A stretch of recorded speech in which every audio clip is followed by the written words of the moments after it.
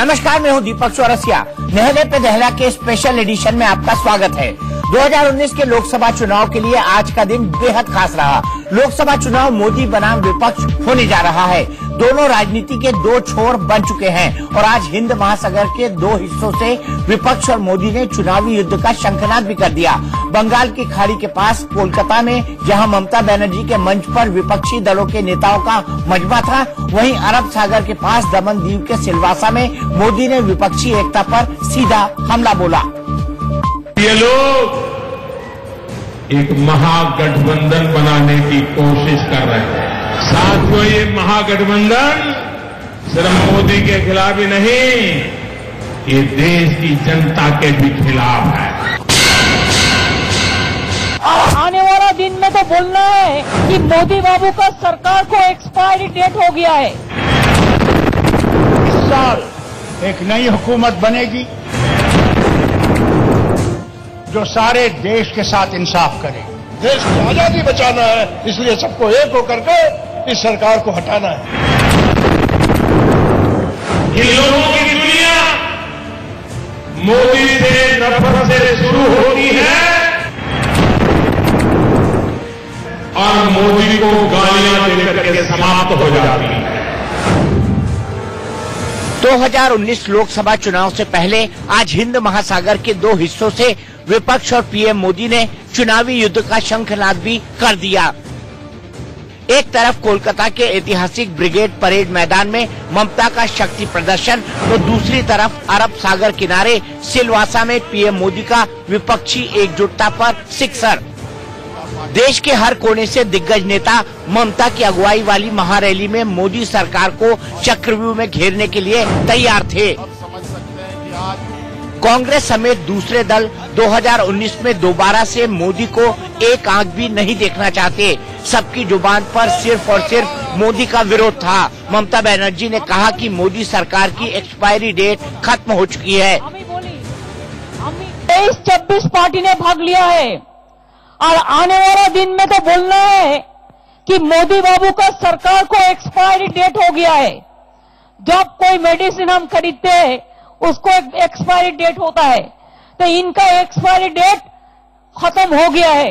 अब ये लोग एक महागठबंधन बनाने की कोशिश कर रहे हैं। हालत ये है कि जो पहले कांग्रेस को पानी पी पी कर कोसते थे, वो भी एक मंच पर आ गए हैं।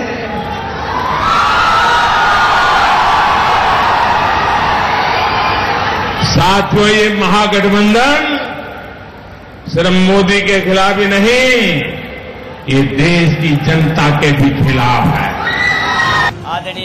समाजवादी पार्टी के मुखिया अखिलेश यादव ने मोदी सरकार को बदलने का नारा दिया, तो पीएम मोदी ने विकास का संकल्प दोहराते हुए कांग्रेस और समाजवादी पार्टी पर परिवारवाद की राजनीति को लेकर तंज कसा।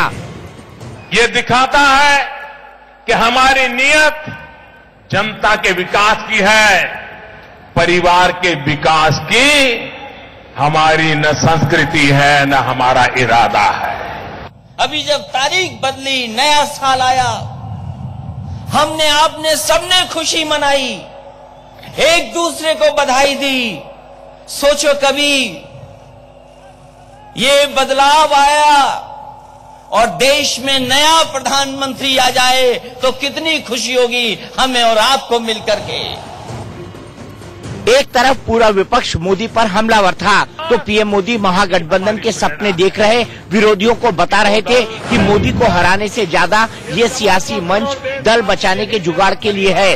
तो दूसरी तरफ ममता के मंच से एलजेडी अध्यक्ष शरद यादव ने मोदी सरकार को घेरते हुए आरोप लगाया कि ये सरकार देश की हर संस्था को बर्बाद कर रही है। कलकत्ते में लोग मिलकर के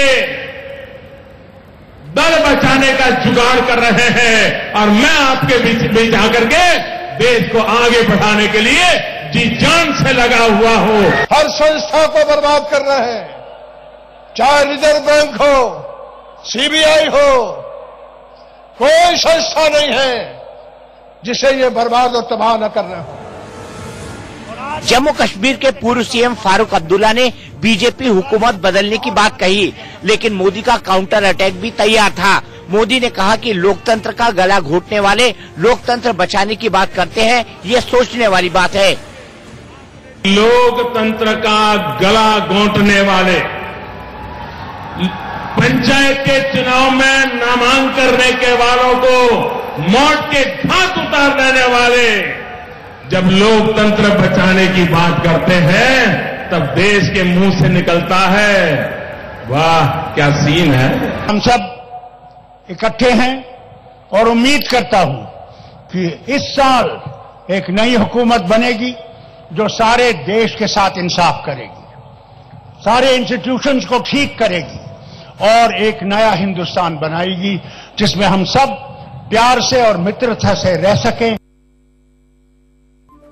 कोलकाता के ऐतिहासिक ब्रिगेड परेड मैदान में ममता बनर्जी ने 22 पार्टियों के नेताओं को बुला रखा था। इनमें से कोई मराठी बोलता है, कोई तेलुगु बोलता है, कोई तमिल और कोई उर्दू, लेकिन मोदी को हराने के लिए सबकी जुबान बदल गई।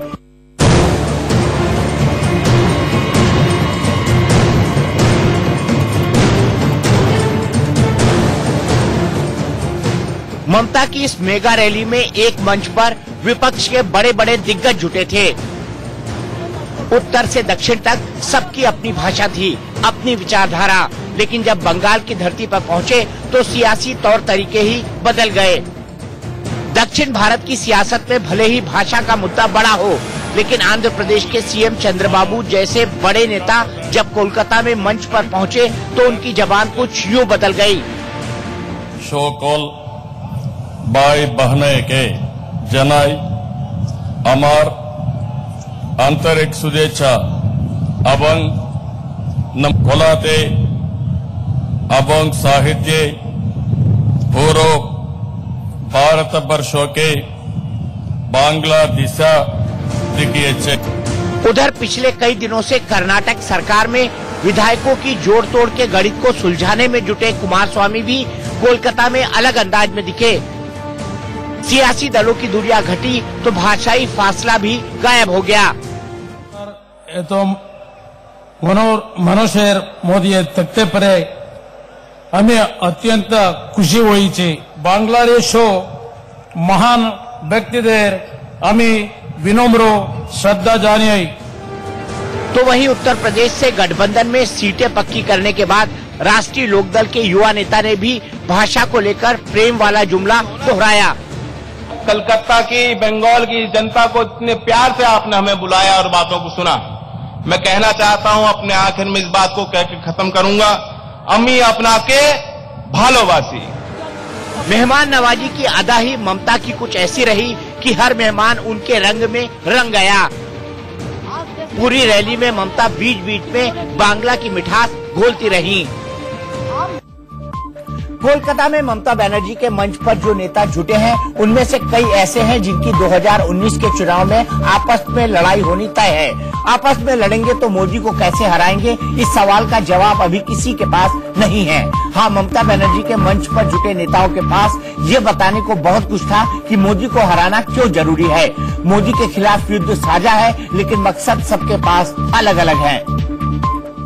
बदल दो, बदल दो, दिल्ली का सरकार बदल दो, बदल दो, बदल दो, दिल्ली का सरकार बदल दो, बदल दो, बदल दो, दिल्ली का सरकार बदल दो। ममता बनर्जी की मोदी विरोधी महारैली में पहुंचे नेताओं ने केंद्र सरकार को उखाड़ फेंकने के लिए जनता के सामने अपनी अपनी दलीलें पेश की। देश में नया प्रधानमंत्री आ जाए तो कितनी खुशी होगी। वो काम इस दौरान किसी ने पीएम मोदी से संविधान को खतरा बताया तो किसी ने बीजेपी के हिंदुत्व को देश के लिए हानिकारक करार दिया। सबका साथ, सबका विकास होगा। उन्होंने समाज में जहर घोलने का काम किया।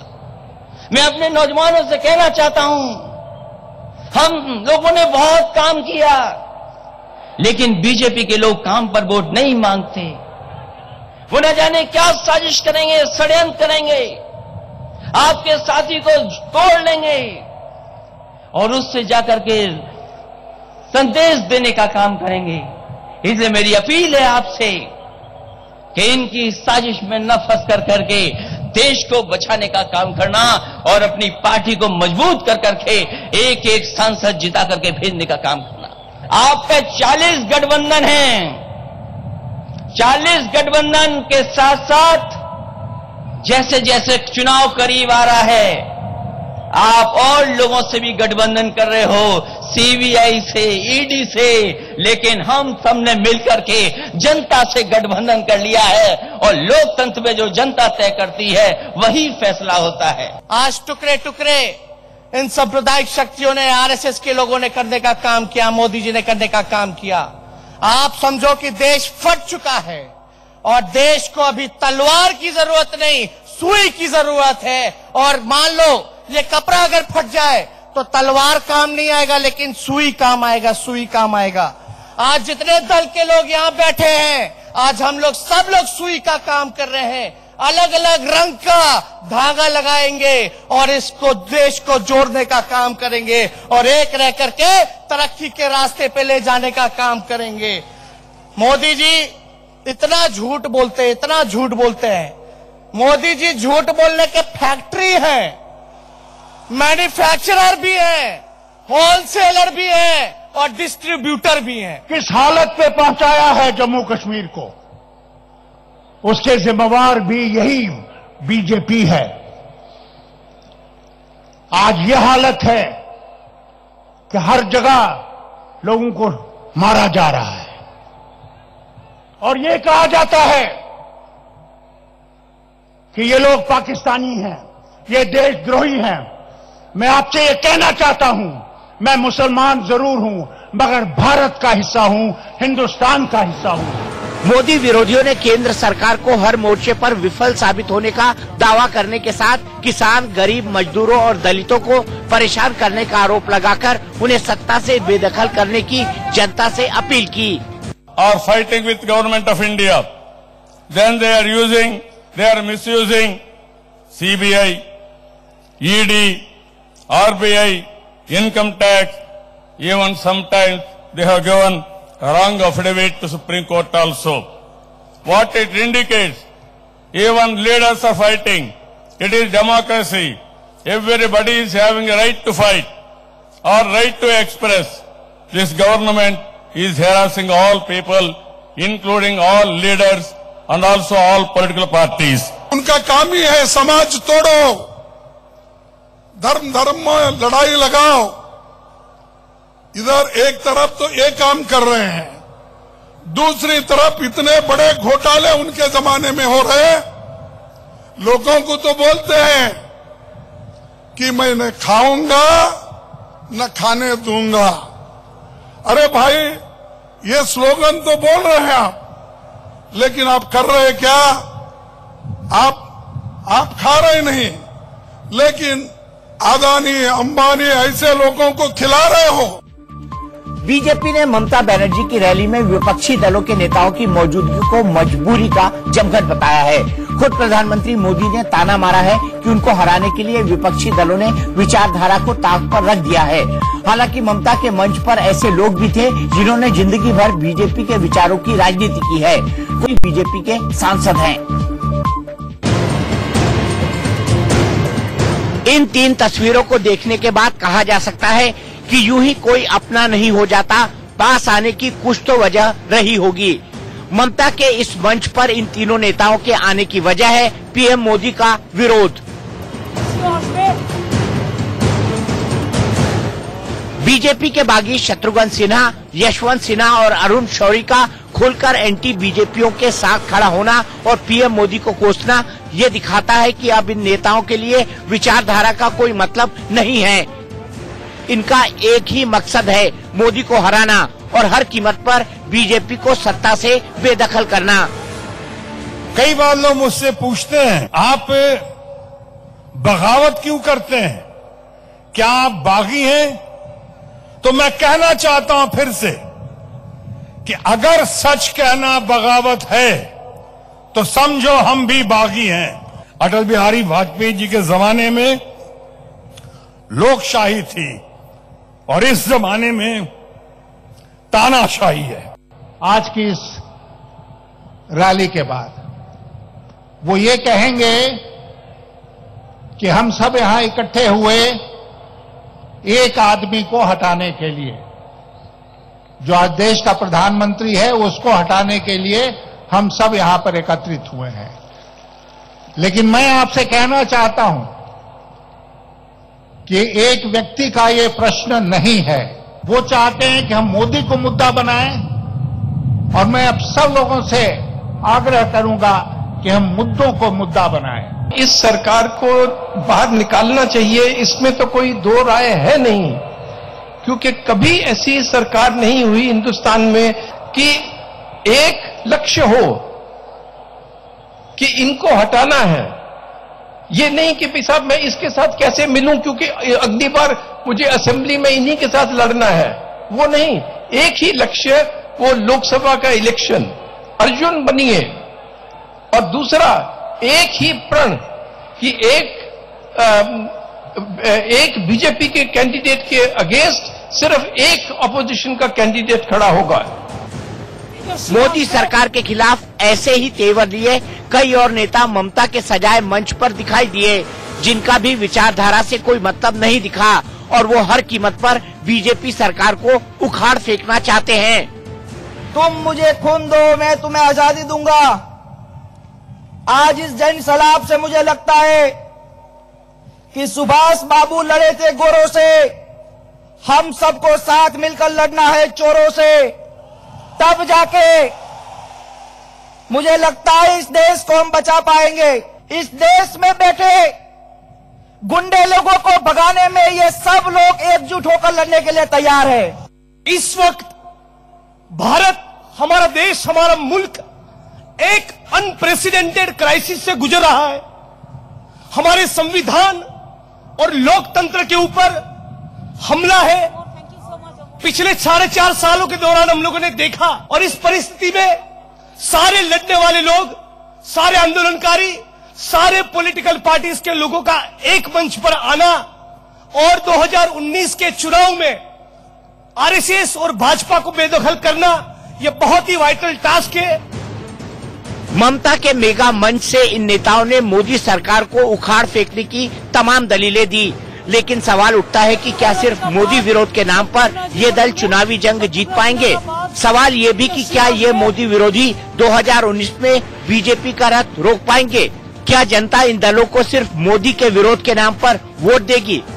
वहीं बीजेपी की दुविधा ये है कि वो विरोधियों को तो आसानी से कोस सकती है, लेकिन अपनों से कैसे निपटे? इच्छाओं की पूर्ति के लिए वो कलकत्ता के मंच पर हमारे मित्र, हमारे सीनियर पहुंच गए हैं। जिस प्रकार से उनकी गतिविधि है, मुझे नहीं लगता है कि अब तो पार्टी संज्ञान ले चुकी है, और मैं समझता हूं कि पार्टी निश्चित रूप से इस पर कदम उठाएगी। रैली के बाद ममता बनर्जी ने सभी नेताओं के लिए चाय पार्टी रखी थी। चाय पर 2019 के चुनाव की चर्चा हुई। अब इस चर्चा में प्याली में तूफान उठा या लोकसभा चुनाव में विपक्ष की कोई तूफानी रणनीति बनी, ये अभी साफ नहीं है। कोलकाता में विपक्ष की एकता क्या सिर्फ दिखावा है? मोदी के खिलाफ विपक्षी दल 2019 में मुद्दों की लड़ाई लड़ पाएंगे या फिर आपस में लड़कर मोदी की राह आसान बना देंगे?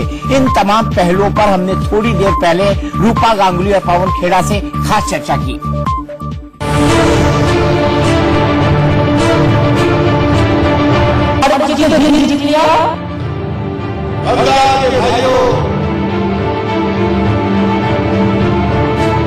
हमको वणक्कम।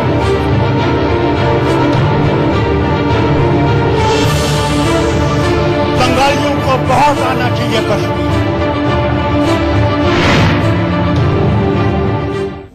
पश्चिम बंगाल की मुख्यमंत्री ममता बनर्जी की यूनाइटेड इंडिया रैली में विपक्षी दलों का जमावड़ा लगा। इस विपक्षी रैली में 22 दलों के नेता मौजूद रहे। सभी दलों के नेताओं ने बारी बारी से मोदी सरकार की खामियां गिराई। विपक्षी एकता की ऐसी तस्वीरें करीब 8 महीने पहले बेंगलुरु में नजर आई थी। बेंगलुरु में जहां कांग्रेस के बुलावे पर सारी विपक्षी पार्टियां एक मंच पर आई थी, वहीं आज ममता ने यूनाइटेड इंडिया रैली का मंच सजाया। आप 2 तस्वीरें देख रहे हैं, एक ममता का मोर्चा है और साथ ही साथ दूसरी तस्वीर हम आपको आज ही की दिखा रहे हैं। हम कर्नाटक की बात नहीं कर रहे हैं, बल्कि हम सिलवासा की बात कर रहे हैं। देखिए, टैंक में चल रहे हैं मोदी। गुजरात में उन्होंने आज ये तोहफा दिया और टैंक होवित्जर की सवारी की। दूसरी तरफ ममता बनर्जी ने कई सारी तोपें, 22 दलों की तोपें एक साथ प्रधानमंत्री नरेंद्र मोदी की तरफ मोड़ दी और उन पर एक के बाद एक तमाम मुद्दों को लेकर हमला किया। वहीं प्रधानमंत्री नरेंद्र मोदी ने भी इस महागठबंधन पर हमला किया और इस गठबंधन के बारे में उन्होंने कहा कि इससे कोई फर्क नहीं पड़ने वाला। तो कोलकाता में ये रैली हुई, विपक्षी एकता का प्रदर्शन करते हुए 22 दलों के नेता इसमें मौजूद थे, लेकिन जो प्रमुख लोग नहीं पहुंचे उसमें कांग्रेस अध्यक्ष राहुल गांधी, बहुजन समाज पार्टी की सुप्रीमो मायावती, केसीआर यानी के चंद्रशेखर राव जो कि फेडरल फ्रंट बनाना चाहते हैं और जगन मोहन रेड्डी जो कि वाईएसआर कांग्रेस के नेता हैं। ये 4 प्रमुख लोग नहीं पहुंचे थे और इनके नहीं पहुंचने को लेकर अटकलों का दौर ये चलता रहा कि क्या ये विपक्षी एकता अधूरी है। इसी को लेकर प्रधानमंत्री ने निशाना साधा। वो सिलवासा में थे, वहां पर उन्होंने रैली की और साथ ही साथ होवित्जर तो टैंक की सवारी भी की। ये देख सकते हैं आप तस्वीरों के अंदर।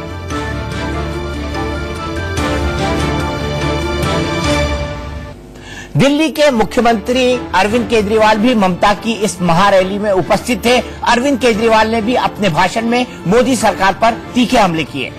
जिस देश की महिलाएं दुखी हैं, बीजेपी की नेता महिलाओं को सोशल मीडिया पे गंदी गंदी गालियां देते हैं और मुझे शर्म आती है कहते हुए मेरे देश का प्रधानमंत्री उन गाली देने वालों को फॉलो करता है ट्विटर पे।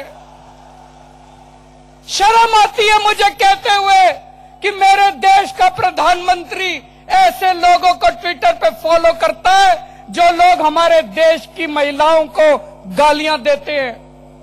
आज इस देश के दलित दुखी हैं, पूरे देश के दलितों के ऊपर अत्याचार हो रहा है, जगह जगह दलितों को मॉब लिंचिंग में मारा जा रहा है।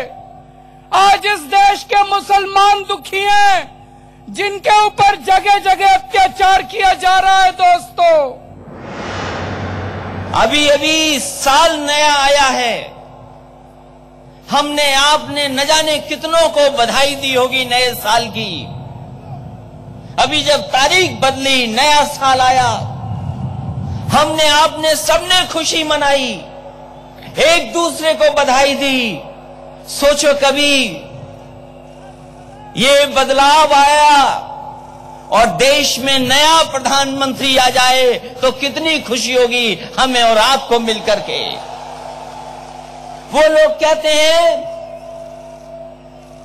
कि इतने लोग हैं इनके पास, इतने मुख्यमंत्री प्रधानमंत्री के दावेदार हैं।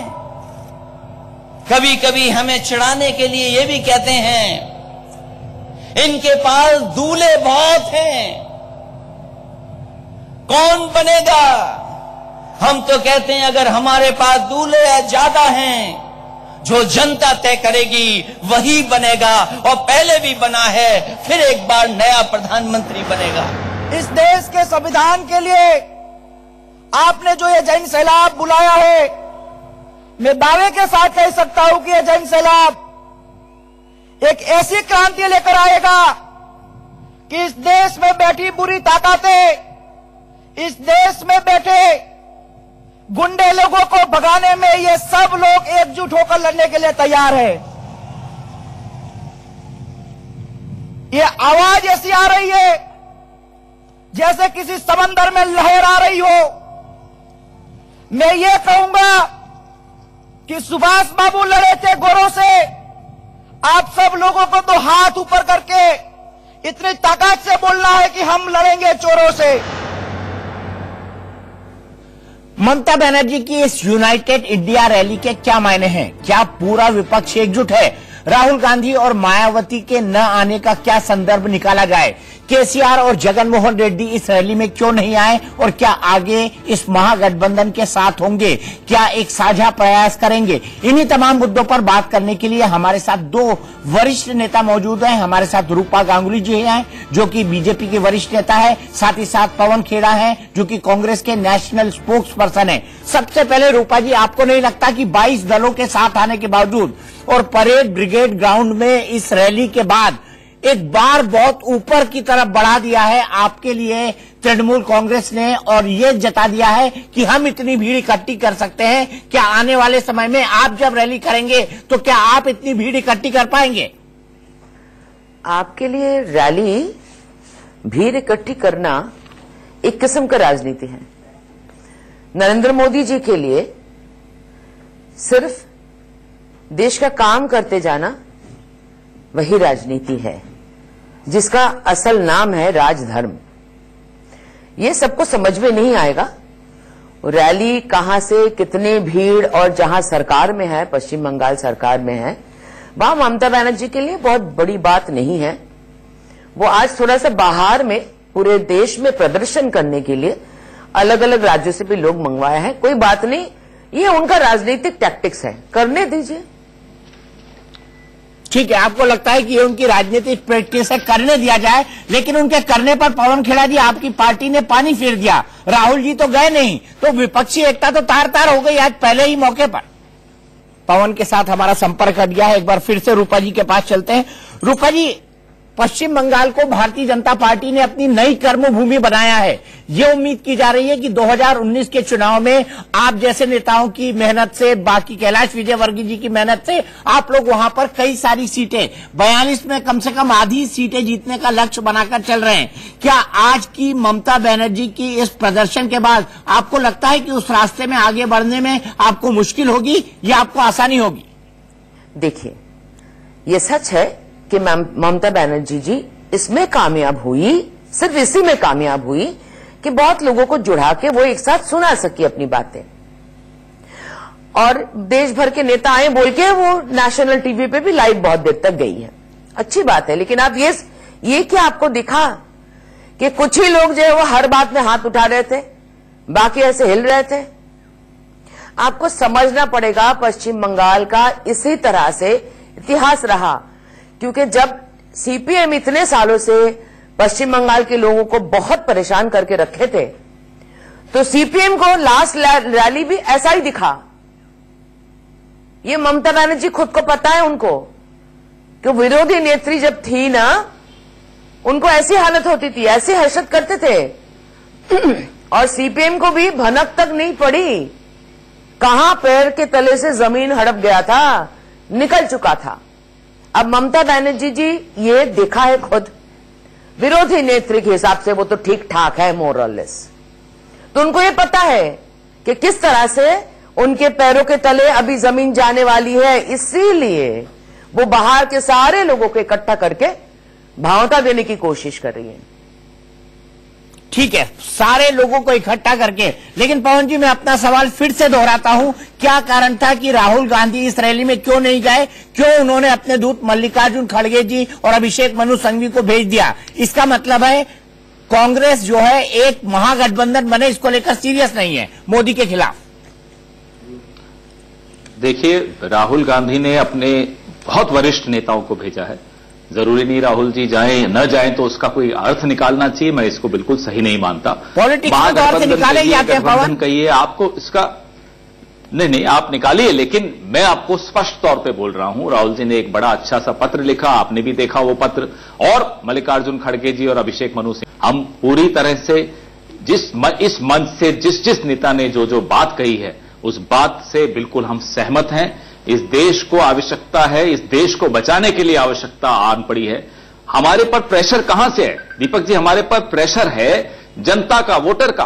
वोटर अपने नेताओं को मजबूर कर देता है कि देखिए आप इस तरह की सरकार से हमें निजात दिलाइए, आपको एक होना है, एक होइए, एक मंच पर आना है, आइए, एक सुर में बात करनी करिए, लेकिन हमें इस सरकार से इसको तिलांजलि देनी है, इससे हमें मुक्ति चाहिए। ये वोटर का दबाव होता है हम पर, और वोटर का दबाव जो पार्टी समझ लेती है वो अपने आप एक ही सुर में बात करती है। और सुर क्या है?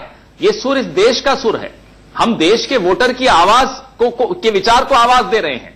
इसमें कोई राजनीति नहीं देखनी चाहिए, और अगर राजनीति देख रहे हैं आप तो बिल्कुल ठीक है। हमारी राजनीति का ध्येय यही है कि अगर इस देश को बचाना है तो इस सरकार को हटाना है। आप अभी रूपा जी कह रही थी कि मोदी जी देश का काम कर रहे हैं। माफ कीजिएगा रूपा जी, मोदी जी देश का काम तमाम कर रहे हैं। आज इसीलिए सब दल 22-23 दल इकट्ठे होकर ये बात कर रहे हैं, क्योंकि हमें देश की चिंता है। आपको सिर्फ अपनी पार्टी की चिंता होगी। आपका नारा है कुर्सी बचाओ, हमारा नारा है देश बचाओ। रूपा जी साफ साफ कहा है, देश का काम तमाम कर रहे हैं मोदी जी। क्या आपको ऐसा लगता है? पवन ने एक बड़ा पॉलिटिकल साउंड स्टेटमेंट दिया है यहां पर। ममता जी ने भी आज बड़ा पॉलिटिकली साउंड स्टेटमेंट दिए हैं। उन्होंने कहा है कि मोदी जी ने किसी को नहीं बख्शा, मोदी जी ने किसी को नहीं बख्शा, लालू जी को भी नहीं बख्शा। तो आप मुझे बता दो, लालू जी को बख्श देना चाहिए था, है ना? करोड़ों के घोटाले वाले को बख्श देना चाहिए था, ममता जी को भी नहीं बख्शा। तो आप बता दो कि कैसा राजनीति करे देश। 70 साल में अगर इतनी हिम्मत कोई पॉलिटिकल पार्टी जुटा नहीं पाए कि जो गलत है उसको सीधा गलत कर दो। जो केसेस है, सिख की जो हत्या हुई थी, इतने सालों से कोई समाधान हुआ था, केसेस चल नहीं रहे थे। लिंचिंग बोल के ममता जी एक शब्द उच्चारण की थी, जिनके राज्य में सबसे ज्यादा महिला निर्यातन होती है वही मुख्यमंत्री लिंचिंग की बात कर रही है, जिनके राज्य में सिर्फ और सिर्फ बीजेपी करने के लिए लटका के मारा जाता है, वो बात करे लिंचिंग की। और जब लिंचिंग के बारे में एक सही पदक्षेप लेने के लिए मोदी जी ने चाइल्ड रेप या लिंचिंग के लिए एक इंपॉर्टेंट बिल पास करवाया हम लोगों ने, कितने तकलीफ झेलने पड़े राज्यसभा में, आपको पता है, और झेल चुके हैं और हम जीत चुके हैं, वो बिल पास कर चुके हैं। तो कितने सारे अनपेंडिंग बिल्स थे ये 70 साल में, तो उसका कौन हिसाब रखता है? आप मुझे ये बता जरूर सकते हैं कि साधारण लोग क्या जाने, साधारण लोग बिल्स के बारे में क्या जाने। सच है, अब यहां पे इस पश्चिम बंगाल में जो रेप हो रही है, मर्डर हो रही है, उनका केस ठीक से हो नहीं रहा है, क्योंकि केस लिखते नहीं है पश्चिम बंगाल पुलिस मंत्री जो है ममता बनर्जी, उनके लोग लिखते नहीं है। सही बात है, बहुत सारे लोगों को पास ये खबर नहीं पहुंचेंगी। ताकि खबर पहुंच ना पाए इसलिए हमारे कोई सभा करने नहीं दिया जाएगा। आपको क्या लगता है, लोगों को समझ में नहीं आता? एक आदमी के पीछे अगर ऐसे लोग पूरे देश भर में जुड़ गए जो हर एक के नाम से करोड़ों का घोटाला है, तो साधारण लोगों को समझ में कोई तकलीफ नहीं होती कि क्यों उस आदमी के पीछे सारे लोग लग गए। यही सवाल लेके मैं पवन के पास जाता हूं। पवन, ये महागठबंधन नहीं, ये भ्रष्ट लोगों का गठबंधन है। रूपा जी का सीधा सीधा चार्ज, और ममता जी ने कहा कि देखिए तेजस्वी को नहीं बख्शा, देखिए लालू यादव को नहीं बख्शा, देखिए मुझे भी नहीं बख्श रहे हैं। तो ये क्या दिखाता है? और अगर कांग्रेस प्रेसिडेंट की बात की जाए, मिसेस गांधी की बात की जाए, तो वो दोनों जमानत पे हैं, जैसा कि बीजेपी अभी तक कहती रही है। तो क्या ये महाभ्रष्ट गठबंधन बन रहा है 2019 के चुनाव के लिए? दीपक जी, आप मेरे खिलाफ कोई केस कर दें कोर्ट में, पुलिस में एफआईआर करें, और मैं स्टे भी नहीं लाऊं, मैं बेल भी नहीं लूं, ये कौन सा कानून है? और अगर मैं बेल ले लूं तो आप कहते हैं अरे ये तो भ्रष्ट है, बेल पर है। अरे आपने मेरे खिलाफ केस किया, मैं बेल लेकर आया, मेरा अधिकार है। आपका केस झूठा है, मैं साबित करूंगा। किसने किया था ये नेशनल हेराल्ड वाला केस? उस आदमी ने किया जिसको फिर पुरस्कृत करके सांसद बनाया। हाँ, वो मंत्री नहीं बन पाए डॉक्टर स्वामी, सांसद तो बनाया उन्हें, उपकृत किया उनको। तो ये कह देना कि आप भ्रष्ट हैं, ये तो गैरकानूनी, बात ही गैरकानूनी है। मैं आप पर केस कर दूं और आपको भ्रष्ट करार कर दूं। कन्विक्शन हुआ है, कन्विक्शन तो नहीं हुआ। तो ऐसी बातें शोभा नहीं देता इनको बोलना। आप मुझे बताइए दीपक जी, और रूपा जी यहां बैठी हैं, बड़ी जिम्मेदार नेत्री हैं, इनसे पूछ के बताइए, यहीं आज दीपक चौरसिया के शो पर रूपा गांगुली ये घोषणा करें कि पूरे देश में भारतीय जनता पार्टी हर राज्य में अकेले चुनाव लड़ेगी। हिम्मत है? अरे कौन से राज्यों में आप अकेला लड़ते हैं बताइए? जिन जिन राज्यों में आप अकेला चुनाव लड़ते हैं, हम भी वहां अकेले चुनाव लड़ते हैं। आप करें तो गठबंधन, हम करें तो ठगबंधन। अरे भाई, ये कहां के नियम है? आपका मतलब क्या है? अटल बिहारी वाजपेयी जी ठगबंधन चला रहे थे। आप क्या कहना चाहते हैं? मोरारजी देसाई ठगबंधन चला रहे थे। और आपके एनडीए में 40 सदस्य हैं। क्या यह ठगबंधन है? आप करें तो कुछ और हमारे लिए नियम कुछ और। माफ कीजिएगा, ये देश को आप मूर्ख नहीं बना सकते इस तरह की लफ्फाजी से। रूपा जी जवाब। ये बीजेपी ने कब बोला कि किसी 2 पार्टी 4 पार्टी एक साथ नहीं होना चाहिए? बीजेपी ने सिर्फ यही बोला है। मोदी बीजेपी एनडीए चलाते हैं, आप बोलते हैं ना कि सब मोदी जी एनडीए के सरकार चलाते हुए कैसे बोलेंगे कि नहीं आप नहीं आप लोगों को आप ये अभी जो चाहे जो भी देख रहे हैं क्या बोले मत करिए। ऐसे ममता जी प्रधानमंत्री जी क्या बोले, अभी और कंफ्यूज मत करिए। सीधी बात है, सीधी बात है। मैं आपका जवाब पहले दे दूं, प्रधानमंत्री का जवाब प्रधानमंत्री जी दे देंगे, आप उनको पूछ लीजिएगा। मैं आपका जवाब पहले दे देती हूं। आप सीधी बात ये कर लीजिए, हमारी इतनी हिम्मत का किसी भी पॉलिटिकल पार्टी अगर एक के साथ एक जुड़ता है, किसी भी पॉलिटिकल पार्टी एक के साथ एक जुड़ता है, उनका जो पॉलिटिकल पार्टी एक के साथ एक जुड़ते हैं, जहां आप लोगों के यूपीए है, हम लोगों के एनडीए है, तो आप एक तो एनडीए की बात करते, यूपीए की बात करते। तो यहां पे मैं आपको इतना बात बताती हूं कि हमेशा कोई अगर पॉलिटिकल पार्टी एक साथ जुड़ते हैं तो उनका एक वजह होती है। ये जो गठबंधन है, जिसका नाम कोई महागठबंधन दे रहा है, कोई क्या नेशनल क्या नाम बोला जो ममता जी ने, कुछ इंडिया फ्रंट कुछ और है, तो ये अलग है। ममता जी इज ट्राइंग टू प्रोजेक्ट, ये अलग है। तो मैं यही आप लोगों से कहना चाहूंगी कि ये किस बलबूते पे है, ये लालू जैसे लोगों को लेकर है। हाँ, मतलब ये मायावती जी और लालू जी जिनके ऊपर बहुत सारे मतलब प्रूफ भी हो चुके हैं। मैं राहुल जी के वो हेरल्ड वाला केस नहीं बोल रही हूं जो बेल में है, जो प्रूव हो चुके हैं, जो जेल खट चुके हैं, बहुत बुरी तरह से साबित हो चुके हैं देश के सामने, उन लोगों का गठबंधन है। ठीक है पवन, जवाब आप कुछ कहना चाहते थे? पवन जवाब। मेरा एक ही चिंता है। चौरसिया जी, आपने सुना होगा आज से 3 साल पहले एक व्हाइट पेपर निकाला हेमंता बिस्वा शर्मा के खिलाफ। किसने निकाला? भारतीय जनता पार्टी ने निकाला। तब तो वो बड़े भ्रष्ट थे, अरे चिटफंड स्कैम में हेमंता बिस्वा शर्मा, उस स्कैम में, फलाने स्कैम में, सब स्कैम्स में हेमंता बिस्वा शर्मा। व्हाइट पेपर निकाल दिया।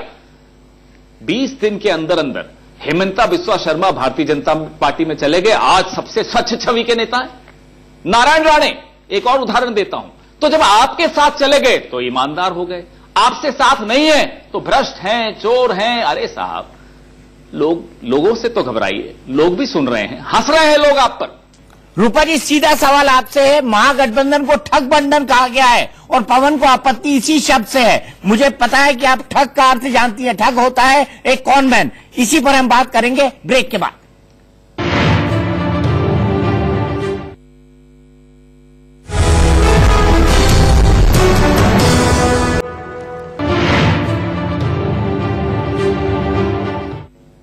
तो हम बात कर रहे हैं रूपा गांगुली जी और पवन खेड़ा जी से। अब आते हैं मुद्दों पर। सबसे पहला मुद्दा, रूपा गांगुली जी, इन चुनाव के लिए आपके सहयोगी आपसे दूर होते जा रहे हैं। टीडीपी के नेता चंद्रबाबू नायडू आपसे अलग हुए, आरएलएसपी अलग हुई, उत्तर प्रदेश की 2 छोटी पार्टियां आपसे अलग होने जा रही हैं या अलग होने की धमकी दे रही हैं। आपको नहीं लगता कि इन लोगों की एकता और आपका एनडीए का बिखरना, ये दोनों आपके लिए खतरे की घंटी है? पहले मैं वो पहली वाली सवाल जो आप ब्रेक से पहले कर रहे थे उसका जवाब दे दूं। जी, एक छोटी सी सवाल की थे भाई साहब ने कि बीजेपी के साथ जो जुड़े हुए हैं वो गठबंधन है कि नहीं है और ये ठगबंधन है कि नहीं है।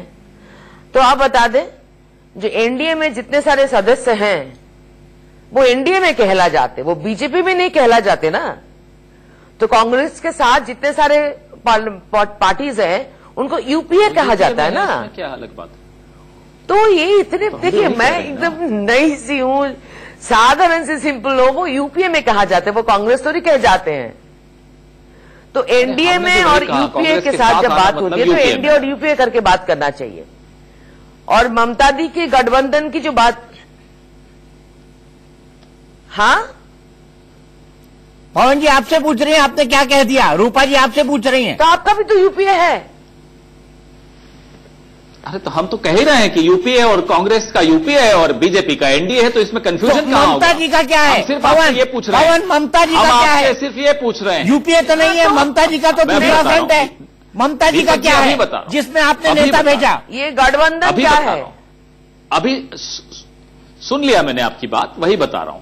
तमाम राजनीतिक दलों का ये कर्तव्य है कि वोटर की बात सुनकर एक मंच पर आने की चेष्टा करें। कुछ राज्यों में हम मिलकर चुनाव लड़ रहे हैं अलग अलग पार्टीज के साथ, जैसा कि हमेशा हुआ है। अब मैं बार बार रूपा जी से पूछ रहा हूं, जवाब नहीं दे रही। कोई और करे तो गड़बड़ है, अरे आप भी तो बोल दीजिए खुलकर कि आप अकेले चुनाव लड़ेंगे पूरे देश में, बीजेपी कोई एनडीए वेंडीए नहीं होगा। कहते हैं ना खिचड़ी, तो आपकी क्या खिचड़ी नहीं है? 40 पार्टियां मिलकर एक एनडीए बना हुआ है, तो आपकी तो खिचड़ी नहीं है, बाकी सबकी खिचड़ी है। आप आज यहां हिम्मत दिखाइए और बोल दीजिए कि पूरे देश में आप अकेले चुनाव लड़ेंगे, बीजेपी को किसी की आवश्यकता नहीं, बोल दीजिए आप, इतनी हिम्मत दिखाइए। और अगर हिम्मत नहीं है तो फिर किसी और गठबंधन पर प्रश्न चिन्ह लगाने की आपकी हिम्मत नहीं होनी चाहिए। समझ लीजिए ये बात को। आप कहती हैं कि ये गठबंधन क्यों बन रहा है, किसके बूते पे बन रहा है? अरे ये गठबंधन किसके बूते पे? ये संविधान का अधिकार है हमें, और वोटर चाहता है कि गठबंधन बने, वोटर चाहता है कि मोदी जी को हराएं, वोटर चाहता है कि तमाम नेता, तमाम राजनीतिक दल अपनी अपनी समस्याएं, अपनी अपनी जो मजबूरियां हैं वो त्याग कर आएं और इकट्ठे आकर मोदी जी को हराएं। ये हम वोटर के आगे हम मजबूर हैं। आप लोगों के प्रधानमंत्री सिर्फ 5 उद्योगपतियों के सामने मजबूर हैं। ये फर्क है। मजबूर सरकार और मजबूत सरकार का मैं अंतर आपको बता दूं। सरकार हमेशा वोटर के सामने मजबूर होनी चाहिए। ये मोदी जी की सरकार ऐसी है जो सिर्फ उद्योगपतियों के सामने मजबूर है, बाकी अपनी मजबूती दिखाते हैं। नोटबंदी कर दी। अगर मोदी जी के पास 225 सीटें होती और किसी और पर निर्भर कर रहे होते तो क्या नोटबंदी जैसी बेवकूफाना हरकत कर सकते थे? नहीं कर सकते थे। हम चाहते हैं सरकार ऐसी हो जो वोटर से डरे, जो 56 इंच का सीना वोटर को न दिखाए। वोटर के सामने थोड़ा सा अहंकार त्याग कर बात करनी चाहिए। ठीक है, रूपा जी से जवाब ले लेते हैं। रूपा जी, लेकिन रूपा जी, आपके शासन के अंदर अहंकार दिखता है, ये पवन खेड़ा भी आरोप लगा रहे हैं और एक जनरल परसेप्शन भी है। मैं आपको एक बात बता दूं, अगर किसी का पर्सनैलिटी है तो उसके ऊपर उनको अहंकार ही दिखता है तो बेचारा झुक के ऐसा नहीं चल सकता। सब लोग एक्सीडेंटल प्राइम मिनिस्टर की तरह ऐसा नहीं चल सकता। ये सिंपल बात है। अगर हम कोई भी सीधा लोग जो जिसका पर्सनैलिटी है अच्छा, वो लंबा है, सीधा चलता है, उसका विश्वास सीधा है, सोच सीधा है, तो सीधा चलता है आदमी, उसका पर्सनैलिटी ऐसा है तो उसका ऐसे झुक के he can't suddenly become an accidental prime minister and you know walk like him. I am not doing any mockery about anybody. I am just saying कि आप अहंकार और कॉन्फिडेंस शब्द को दोनों को कंफ्यूज करा रहे हो। मैं आपकी सारी बातें मैं मानने के लिए तैयार हूंगी, मैं आपको जो भी बोलना है सुन लूंगी। आप मुझे इतना बता दीजिए, आप देख लीजिएगा ये आज का जो समावेश इन्होंने बनाया, ये ममता जी ने खुद के लिए बहुत जबरदस्त अपनी कब्र खुद खोद चुकी हैं। ठीक है रूपा जी, आपका ही सवाल लेकर मैं पवन के पास चलता हूँ। पवन, मेरा सवाल बड़ा सीधा है, कौन प्रधानमंत्री बनेगा आपके इस गठबंधन में? ममता बनेगी, राहुल जी बनेंगे, मायावती बनेंगी, चंद्रबाबू नायडू बनेंगे, केसीआर बनेंगे, या फिर कोई और बनेगा? कौन प्रधानमंत्री होगा बताइए? नहीं, केसीआर तो मोदी जी के साथ हैं, हमारे साथ क्यों आएंगे? लेकिन बात ये नहीं है। बात दीपक चौरसिया जी ये है, 2004 में क्या था, किसने बोला था कि कौन प्रधानमंत्री बनेगा? ये प्रश्न तब भी उठा था। आप वरिष्ठ पत्रकार तब भी थे, आज भी हैं, आपका अनुभव मुझसे कहीं ज्यादा है। 2004 में ये बार बार प्रश्न पूछा जाता था। जनता इस तरह के प्रश्नों में नहीं आई। जनता ने कहा एनीबडी बट बीजेपी। आज भी वही है, एनीबडी बट मोदी। आज फिर से उस स्थिति पर आ गए हैं। रूपा जी कहती हैं कौन प्रधानमंत्री बनेगा? रूपा जी, देवेंद्र फडणवीस कहते हैं कि अगला प्रधानमंत्री मराठी होगा। गडकरी जी की मांग, अभी संघ परिवार में आवाज उठनी शुरू हो गई कि गडकरी जी को प्रधानमंत्री बना दीजिए। ये तो आपकी अपनी पार्टी के लोग हैं। आप तो गठबंधन पे प्रश्न चिन्ह लगा रही हैं, आपकी पार्टी में मोदी जी पर प्रश्न चिन्ह लगने शुरू हो गए हैं। मैं नहीं लगा रहा, आपकी पार्टी के लोग लगा रहे हैं। चुनाव मुद्दों पर लड़ा जाता है, किसानों के मुद्दे, बेरोजगार नौजवानों के मुद्दे। चुनाव व्यक्तियों पर नहीं लड़ा जाता। देश को अटल बिहारी वाजपेयी प्यारा लगता था, अच्छी शख्सियत लगता था, लेकिन मुद्दों पर अटल बिहारी वाजपेयी ने चुनाव हारा। देश को इंदिरा गांधी बड़ी प्यारी लगती थी, लेकिन इंदिरा गांधी जैसी मजबूत महिला भी चुनाव हारी। तो चुनाव, देश की जनता जब वोट देने जाती है तो वो अपनी नौकरी सोचती है, वो अपनी फसल सोचती है, वो अपनी सुरक्षा सोचती है, वो नोटबंदी जैसा घिनौना अपराध सोचती है, वो जीएसटी जैसा पाप सोचती है। पवन जी, अफसोस मेरे पास वक्त इतना ही है।